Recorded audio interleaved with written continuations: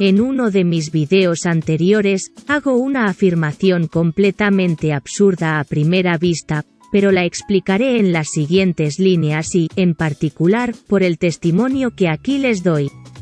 Por cierto, digo allí que Simao Toko sigue expresándose oralmente, aunque falleció oficialmente el 31 de diciembre de 1983.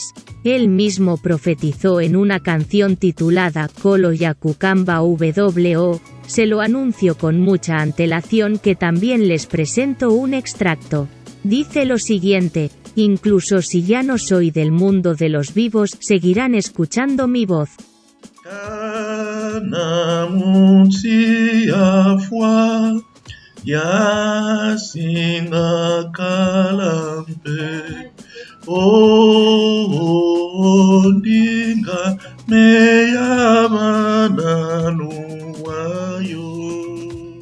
Esta es la historia. Las oraciones dentro del INSJCM se llevan a cabo en el tabernáculo, el lugar secreto donde el todopoderoso, Tata N. Zambi, se manifiesta hablando directamente a sus hijos a través de hermanos y hermanas que tienen el don de servir como canal de transmisión entre el cielo y la tierra.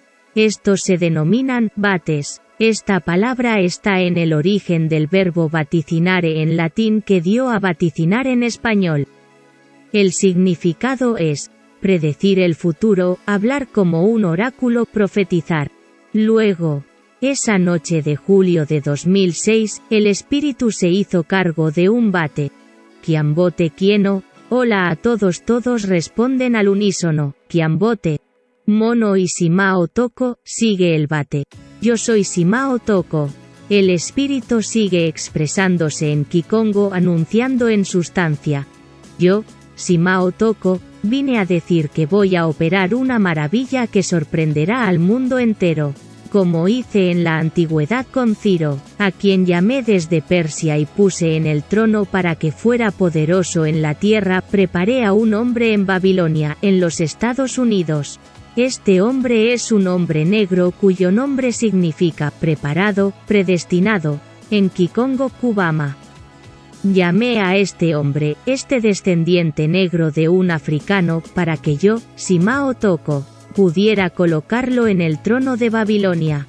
Será el primer hombre negro en liderar la mayor potencia del mundo, los Estados Unidos de América. Al final de esta sesión de oración, no lo duden. Salgan a la calle y proclamen en voz alta: Simao Toko es Dios. Lo demostrará poniendo a un hombre negro en la Casa Blanca. Su nombre es Kubama porque era preparado para ello. El mundo se asombrará, boca abierta, pero así sabrán que hay un Dios que es el amo de los tiempos y de las circunstancias. Todo lo que predice sucede, su palabra nunca cae al suelo, nunca se apaga en vano. Isaías 55:11.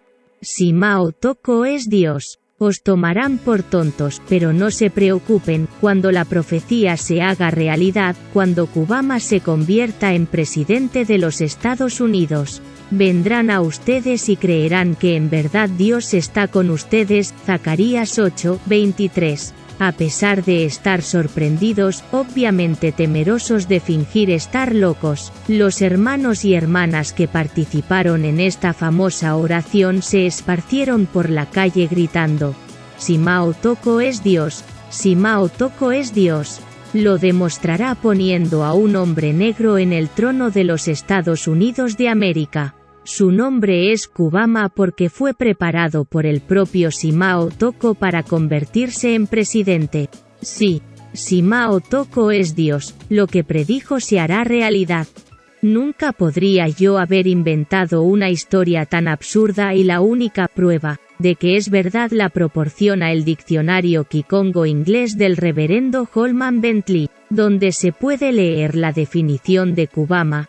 A. Nombre común de la 9ª clase, significa orden, preparación. B. Verbo intransitivo que significa estar bien ordenado, bien regulado, preparado.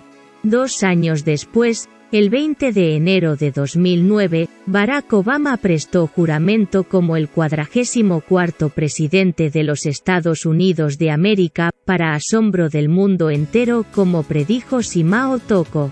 Tenga en cuenta que cuando se separa la última letra de Barack, es decir, K, y se agrega a Obama, el nombre se convierte en Kobama, es decir, Kubama.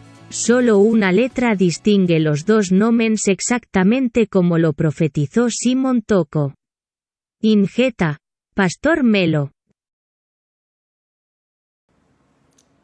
C'est loué, c'est loué, c'est loué.